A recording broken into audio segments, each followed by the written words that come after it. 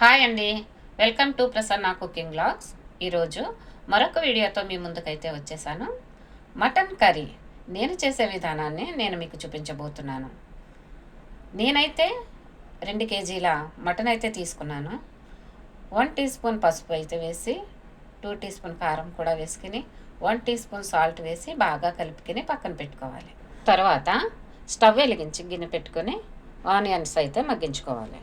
Onions మగ్గిన తర్వాత ఇక్కడ చూపించిన విధంగా మసాలా దినుసులు అయితే వేసుకోవాలి.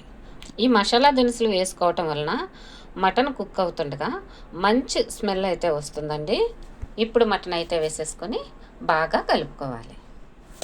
ఇప్పుడు అల్లం వెల్లుల్లి పేస్టు, సరిపడా కారం కూడా వేసుకొని పచ్చిమిర్చి కరివేపాకు కూడా వేసుకొని చక్కగా కలుపుకోవాలి. చూసారా, కలుపుతుండగా స్మెల్ అయితే ఎంత బాగా వస్తుందో.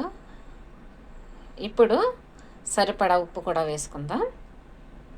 తర్వాత 1 టీ స్పూన్ జీరా పౌడర్ కూడా వేసుకొని 1 టీ స్పూన్ ధనియా పౌడర్ కూడా వేసుకుందాం. 2 టమాటాలు కూడా వేసుకొని సరిపడా వాటర్ అయితే వేసుకోవాలండి. ఈ మటన్ ఉడకడానికి టైం అయితే పడుతుంది కనుక ఈలోగా మనం బగారా రైస్ తయారు చేసుకుందాం. Bagara rice mutton curry combination అయితే సూపర్ టేస్ట్గా ఉంటుందండి. మీరు ఎప్పుడైనా ట్రై చేశారా? అయితే చూడండి, చూసారా, మటన్ అయితే చక్కగా ఉడికిపోయింది. ఇప్పుడైతే కొంచెం మనము గరం మసాలా వేసుకొని కొంచెం కొత్తిమీర కూడా పైన వేసుకొని మూత పెట్టేసుకోవాలి. చూసారా, చక్కటి స్మెల్తో చక్కగా మటన్ కర్రీ అయితే రెడీ అయిపోయింది.